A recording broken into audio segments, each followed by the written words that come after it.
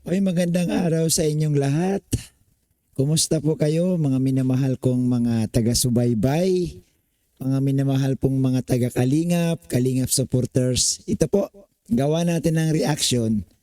Ito guys, ito yung upload ni Kalingap Maymay na kung saan, yan po, mababasa ninyo sa ating harapan, sa inyong mga screen. Ayan, Bal Santos Matubang. Ako, mukhang may si Kuya Bal mayroong may tawag nito, may paalala. Yan, paalala na lang guys ang tawag natin diyan. Oy, pero bago tayo magpatuloy guys, huwag po natin kalimutan no na suportahan si Kuya Bal at si Kalingap Rab at si Ate Edna. No, suportahan natin guys ang Team Kalingap. So ito na nga sa tinagal-tagal. No, ilang buwan na ba itong nangyaring ito na natulpo na tapos ito mukhang mauwi sa kasuhan na. At dito guys, may paalala si Kuya Bal. Ayan no, basahin ninyo. Kung sa barangay hindi ka sumipot, pero ngayon sisiguraduhin ko, nako, si Kuya Bal talagang sisiguraduhin niya. Magpapakita ka. Yun lang. Ano yan Kuya Bal? Gusto mo lang makita talaga? Pero guys, kidding aside ha, alam nyo, kilala nyo naman siguro guys kung sino ang tinutukoy ni Kuya Bal. Diba? Paki-comment mo nga guys dyan sa ating comment section ang inyong opinion. Sino ba ang tinutukoy ni Kuya Bal? At dito guys, panoorin natin itong live, itong upload ni Kalingap Maymay. Kung ano ba ang kanyang opinion dito sa post ni Kuya Bal. Na kung saan sa barangay hindi sumipot, pero daw sabi ni Kuya Bal, sisiguraduhin ko 100%. Nako, magpapakita ka. Talagang pag ikaw ba naman hindi magpapakita, paano kung talagang mayroon ka ng patawag, ay magpapakita ka talaga. O, di ba? So guys, panoorin natin itong upload ni Kalingap Maymay at bigyan natin ng reaction na mga viewers. Kayo din, mag-comment kayo. No? Mag-comment kayo at syempre wag nyo guys kalimutan mag-like para naman ma-recommend pa ni YouTube yan at mapanood pa din ng iba. Di po ba? So tuloy natin. Mga Kalingap, panibagong reaksyon, panibagong araw po tayo. At ayun nga no, Kuya Bal Santos Matubang, napuno na po, no? Napuno na po mga Kalingap dahil ilang taon na ba na binabanatan po ang Team Kalingap. Tagal No? na. Sabi nga ni Kuya Bal, kung si Kuya Bal lang ay okay lang. Balahurain nyo, mura-murahin nyo, okay lang po kay Kuya Bal Santos Matubang. Pero yung foundation po ng Team Kalingap, na naka-registered po yan mga Kalingap, legal po, no? Legal po yan mga Kalingap, kaya hindi basta-basta ang pipitsugin ang community ng Kalingap. Kaya ayan, no? Napuno na ang salop ni Kuya Bal Santos Matubang, kaya abangan natin ang labing isang masasampahan ng kaso. Alam nyo guys, no, kahit gaano kabait ng tao, kahit gaano yan kasweet, kasweet, pag napuno na nga, sabi nga ni Kalingap Maymay, pag napuno na ang salop, ay nako, naalala nyo ba yung yumaong Fernando po na pag sinabi niyang kapag puno na ang salop, kakalusin na. Oh, ito na yun. Ito na yun. Alam nyo, pag-usapan natin dito guys, ang kabaitan ni Kuya Bal, wala mang katulad dyan. Believe me, maniwala kayo, ako nagsasabi sa inyo, si Kuya Bal sobrang bait niyan. Kaso lang, kung sumusubra na ngani, kahit sino namang tao, kapag sumusubra ka na, dumarating sa punto na mapupuno na yan at magsasawa na. At ito na nga, no, mukhang humantong na sa legal process, which is, ito ang kagandahan. Sabi nga, idaan na sa legal, idaan na sa tama. No, idaan na sa tama. Tuloy. At di umano mga Kalingap ay yung hindi sumipot sa barangay. Sino ba yun mga Kalingap? Yung hindi sumipot sa barangay. Ang alam mo kasi, si Beyonce. Yung ang sabi mag-usap sa barangay, ang problema hindi sumipot. Di ko lang alam kung may iba pang ano si Kuya Bal na tinatawag sa barangay na hindi sumipot. Pero ayon sa pagkatanda ko, si Biancy lang ang naalala ko, Kalingap Maymay. Wala ako naalalang iba. Baka ikaw may naalala ka. Ako wala eh. Ayan, pinost ni Kuya Bal Santos Matubang. Nakita niyo naman po.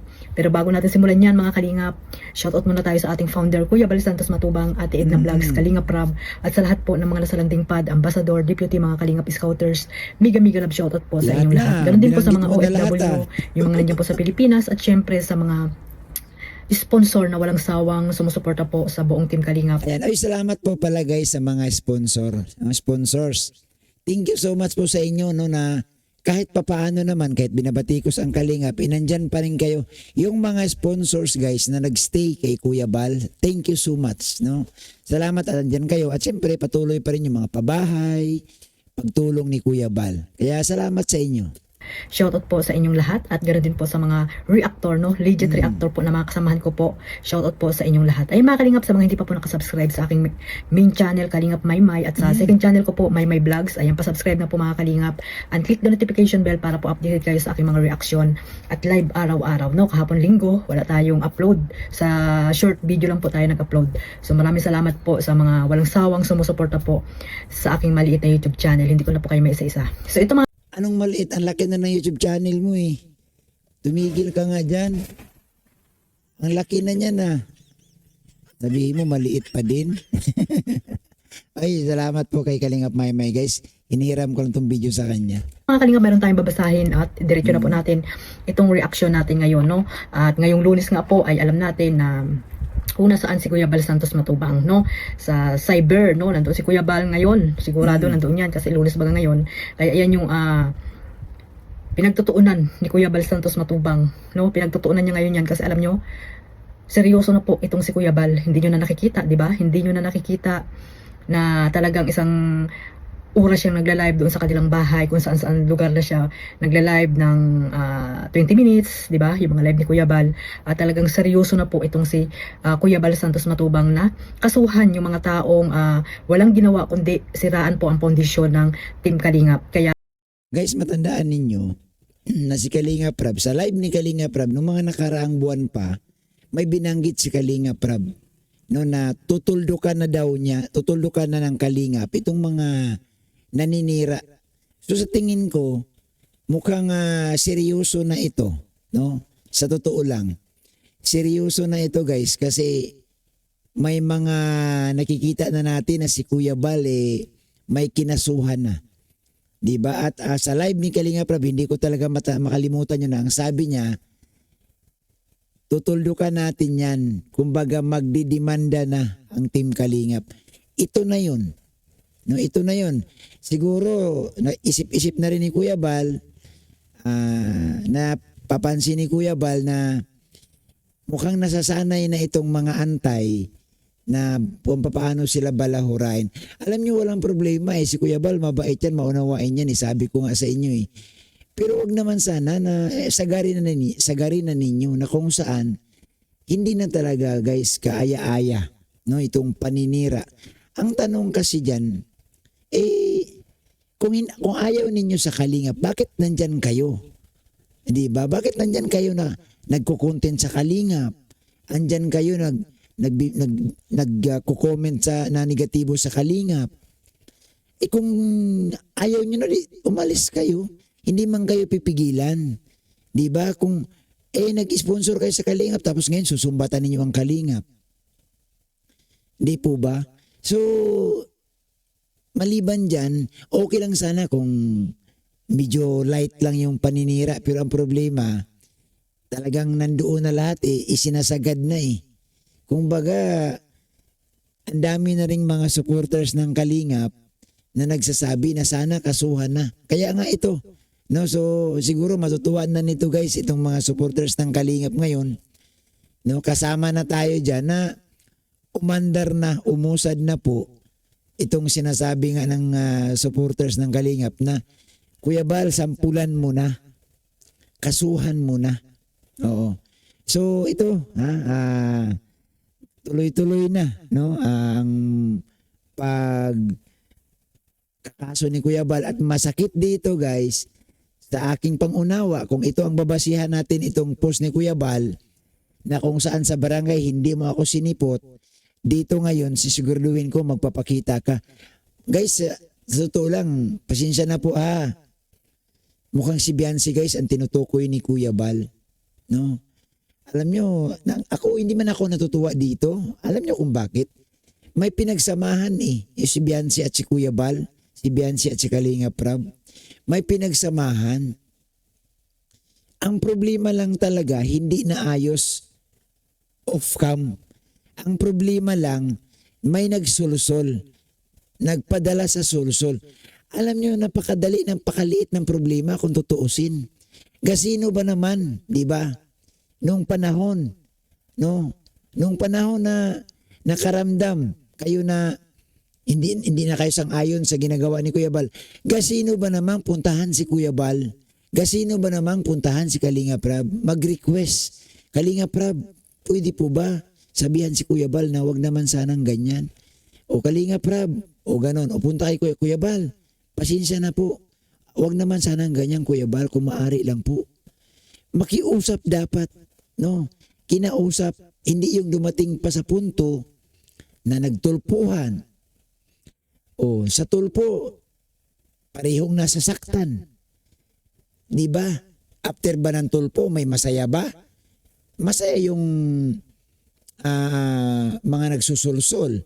Pero yung mismong tao na kung saan siya ang may pasan-pasan ng problema, sa tingin nyo masaya? Sa tingin ko hindi. Di ba? So dito guys, nalulungkot ako. Hindi man ako masaya na nagkakasuhan. Kasi nga yung mga taong ito guys, may pinagsamahan. Ang pinupunto ko dito sana, pahalagahan yung pinagsamahan. Hindi baliwalain. O di ba? Kung may sama ng loob sila kay Kuya Bal, kausapin si Kuya Bal. Kung may sama ng loob sila kay Kalinga Prab, kausapin si Kalinga Prab. Kasi sa Kalinga guys, ito lang naman dalawa ang pwedeng kausapin. Di ba na, isama nyo pa si Ate Edna. Puntahan si Ate Edna dahil nanay yun. O, mag-usap ang nanay sa nanay, mag-usap si Ate Edna at si Biancy ko, di ba? I-request na sana, alam ko guys, maaayos yun eh. Ang problema lang, nagbabatuhan na. Paano maayos? O, nagbabatuhan, nakikinig sa sulsol ng mga nagsusulsol. Sana hindi nakinig, no? Sana itong si Biancy hindi nakinig. Sana umiral pa din dapat ang pagiging, sabi nga ng iba, dinaan muna sa off-cam na usapan. No, hinarap mo na si Kuya Bal personal. Pinuntahan talaga si Kuya Bal sa bahay at si Kalinga Prab. Alam nyo guys, kung si Kalinga Prab ang pinuntahan, hindi mangyari yun kasi si Kalinga Prab, kung kinausap ni Biancy at nag-request siya doon, sigurado ako guys, kakausapin ni Kalinga Prab si Kuya Bal. At doon baka nga siguro wala na munang reaction kay Biancy, wala na munang vlog kay Biancy. Kasi si Kalinga Prab, malapit kay Biancy, may pinagsamahan sila. Dito ako nalulungkot. Kung sakaling totoo tong post ni Kuya Bal, pero totoo ito guys, no? At ang balita nga, kasama daw si Biancy sa ididimanda. Nakakalungkot. Hindi ako guys sabi na, ay salamat. Hindi. Bakit? Si Biancy at si Kuya Bal, very close siya noon. Si Biancy at saka ang Matubang family, very close yan. Matutuwa ka ba na magkakasuhan?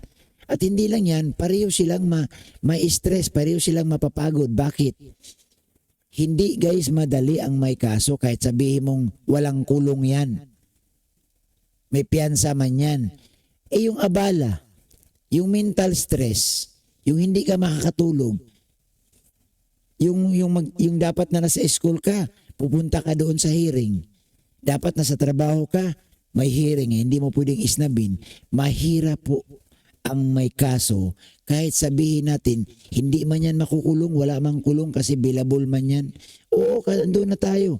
Ay yung stress, yung pagod, yung oras na igugugol mo, I don't think so guys na hindi ka ma-stress. No? May stress ka.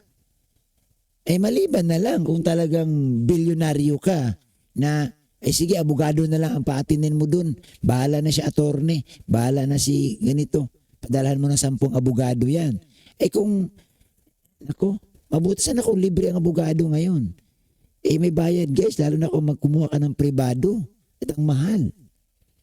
Di po ba? So, yun naman guys ang aking opinion, no? Opinion natin dito na sana, pero alam mo si Kuya Bal, kahit magkakaso yan, madali namang kausap. Puntahan lang si Kuya Bal, makiusap ka lang doon. Pwede namang i-withdraw ni Kuya Bal yan siguro. Pwede naman siguro. Kung ang itong tinutukoy ni Kuya Bal, tugma dito sa iniisip ko. No? Na si Biancy itong tinutukoy ni Kuya Bal. So guys, maraming salamat sa inyong lahat. Yan lang po ang ating maiksing reaksyon, no? Sa araw na ito. Pasensya na kayo guys. 2 weeks akong wala, no? Nagkatrangkaso ako ng 1 linggo. Itong galing-galing pa lang. Tapos siyempre busy din. No, busy tayo sa ating hanap buhay. Dahil tayo guys nagtatrabaho na rin. So, di tayo makakapag-reaction ng tuloy-tuloy. Pero sisikapin ko, no, na makapag-reaction tayong muli. Salamat po sa inyong lahat. At sana guys, comment kayo dyan. No? Comment kayo guys kung anong makabubuti. Comment kayo, wag na natin sursulan, wag natin turuan ng hindi kagandahan. Mas maganda kung positibo yung komento natin eh. Oo, mas maganda. Salamat po.